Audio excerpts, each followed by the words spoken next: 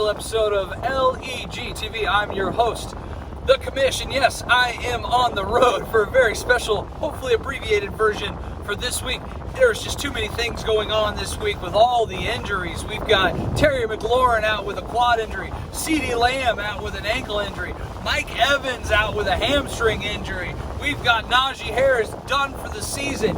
So many top players are donezo, and this week's going to be crazy. Jackson Dart getting the start for the Giants. What's that going to mean for the Wan'Dale Robinsons and Malik Neighbors out there, and the Scatterboo? All right, before I get on the road again after I just filled up and took a nasty, well, never mind, I won't get into it.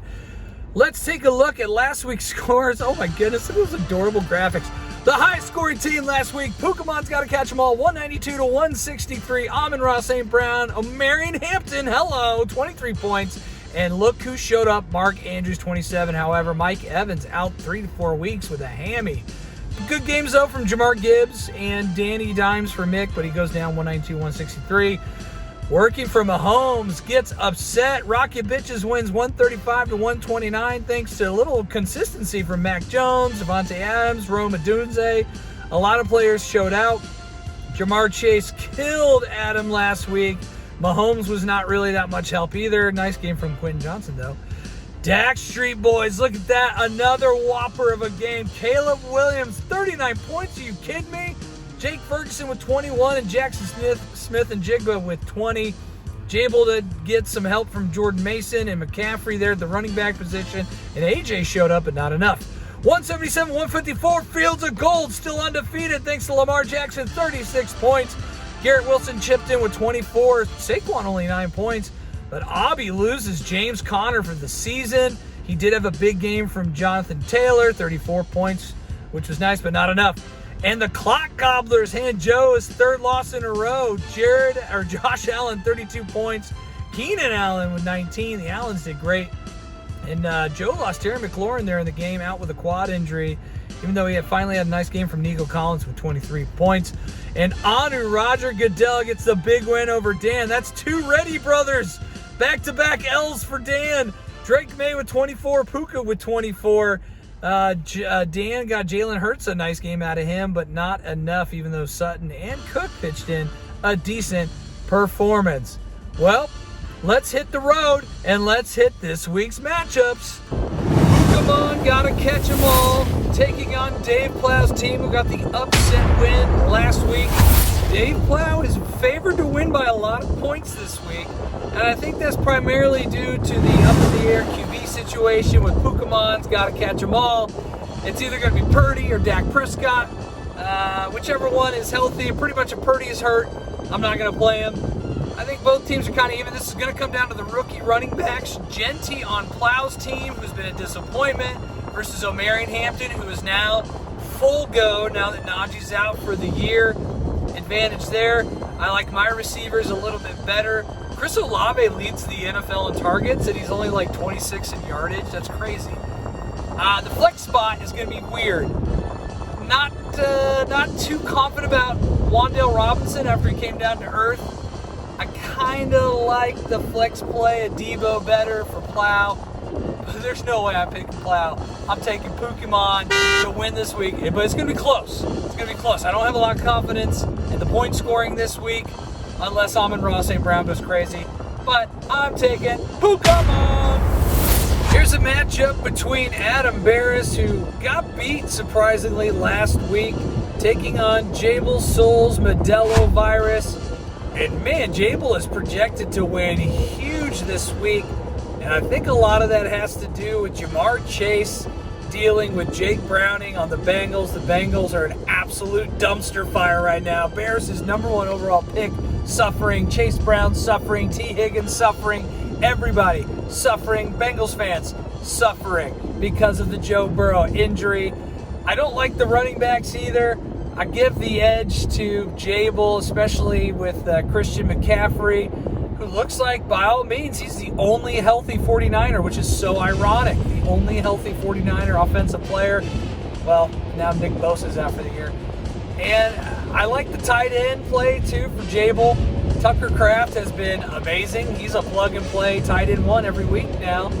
Justin Herbert's throwing the ball around. I wonder if Patrick Mahomes is ever going to get to those early levels when he was winning MVPs.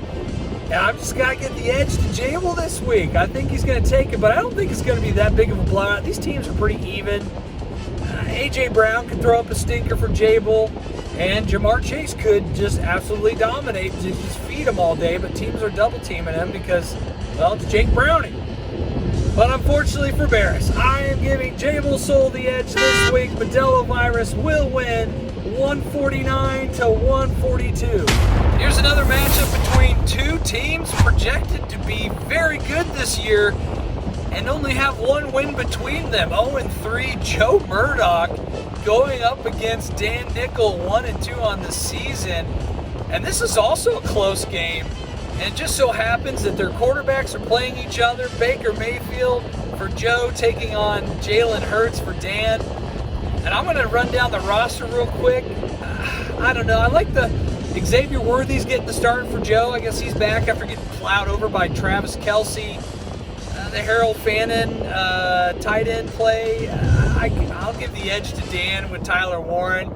But Joe's receivers are PPR dreams, both Devin Achane and Alvin Kamara. I like the running backs there. Both of these guys are without their stud receivers. Terry McLaurin is out with a quad for Joe, and CeeDee Lamb is going to miss a few weeks for Dan. And that's super frustrating because I have him in another league. I like the flex play with Scattaboo for Dan. For Joe, I'm a little worried about Chuba Hubbard. If I'm a Chuba owner, which I am in another league, I'm a little worried with Dowdle or Dowdle, however you say his name. Oh my gosh, these trucks are everywhere. I'm a little worried if I'm a Chuba Hubbard dealer or owner, but just based on the quarterback play alone, I'm going to give the edge to probably Dan this week. Again, it's just like another slow start for Joe, and I think he'll bounce back. I mean, he has to at this point because he always does. I mean, I wouldn't have any hair either if I kept starting out like 0-4 and 0-5, just fantasy football, just destroying my life at the very beginning and just pulling off incredible runs. But yeah, I'm taking Dan this week, as is Yahoo. Another tightly contested matchup. 0-3 defending Hoffa winner Mick Martin taking on John Dahlgren's Clock Gobblers. And man, this game is going to be very, very close. Yahoo projecting Dahlgren to win by just a teeny bit. And I can see why. I mean, really the only big difference between the two teams is the quarterback. I get that Danny Dimes is having a year, but he is the poor man's Josh Allen going up against John Dahlgren's Josh Allen. And I think Josh Allen's going to have one of those 35, 40-point games. Don't get me wrong. We've seen Danny Dimes' ceiling, and it's pretty close to Josh Allen, but not quite. Everywhere else, it's almost a wash. I mean, Dahlgren's got sneaky receivers. You know, Keenan Allen, who would have thought he would be great? And then look over at Mick. I mean, with Tyreek Hill and Drake London, that should be a no-brainer, but just external factors are keeping those two down. I do like the flex play George Pickens over DJ Moore for Dahlgren.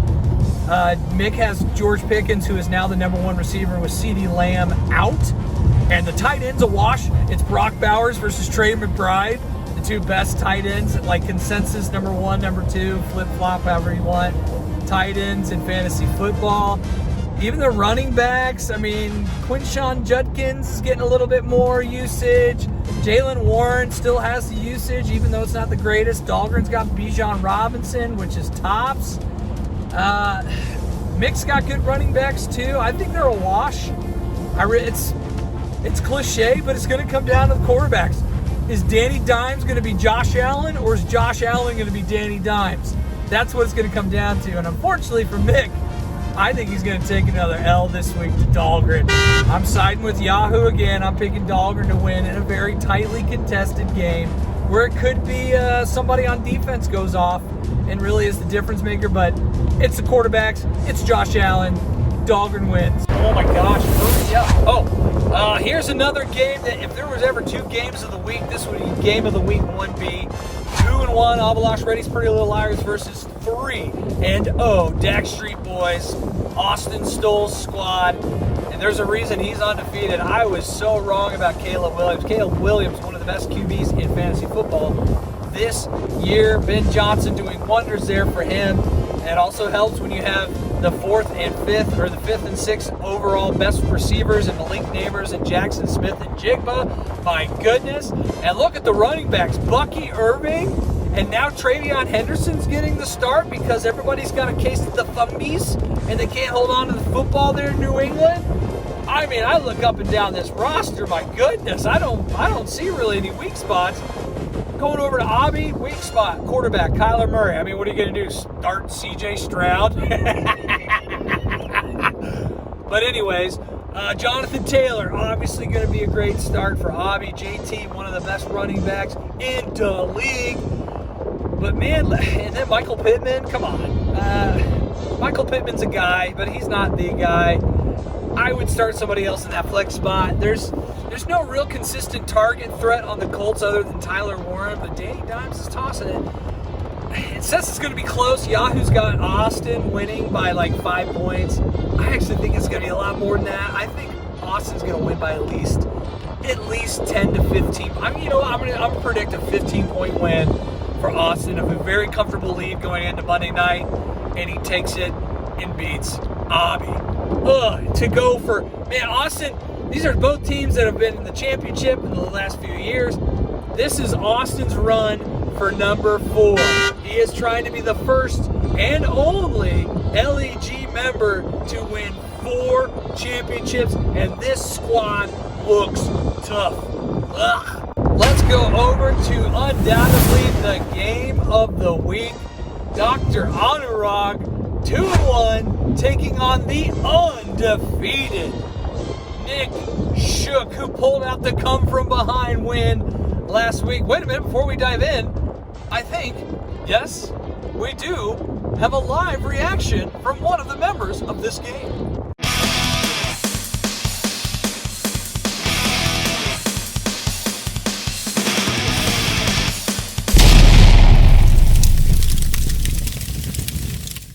Hi everybody, it's your first place team, the Fields of Gold here. How the hell am I in first place? I know the season is young, but you should all be ashamed of yourselves. Anyways, let's talk about this matchup I have with Anu Roger Goodell. Currently up 12 on me as Kenneth Walker is playing as we speak. It was a rough offseason here at Fields of Gold headquarters. We had to fire about 95% of our staff for failing to meet our expectations, which are already really damn low. But, it looks like we're back, and it looks like we're better than ever.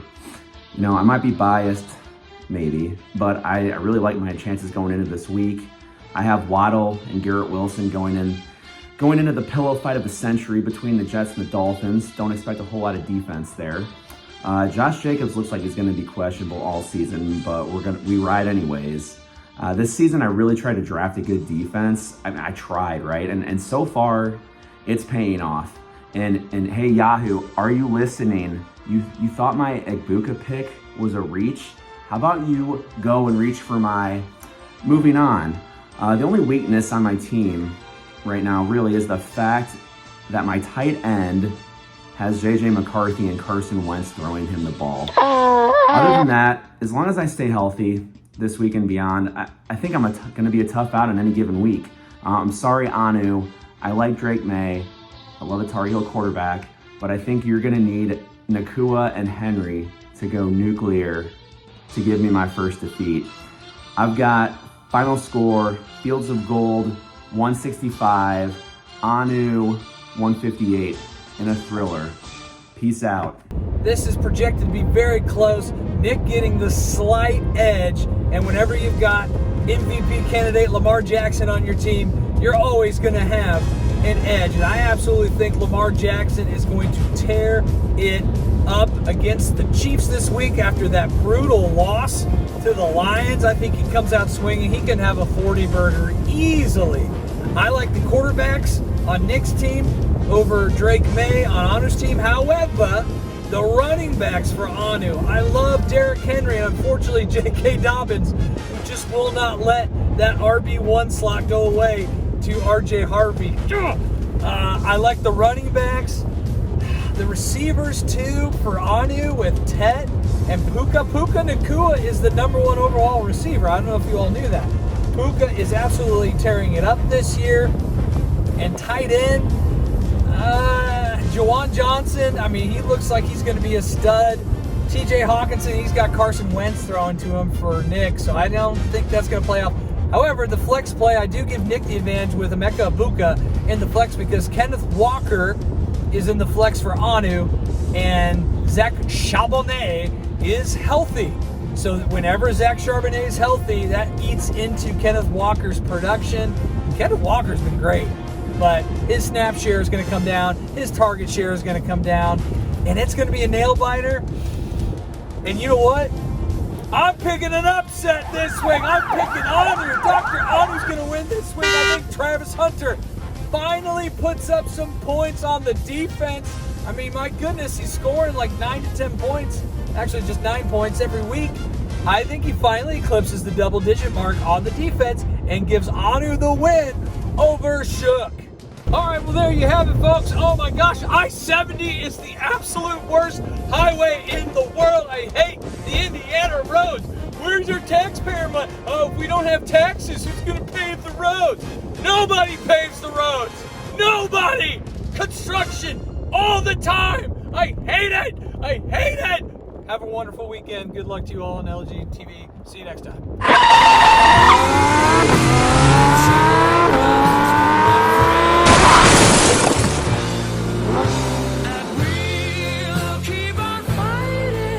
Doing, buddy? You mowing the lawn?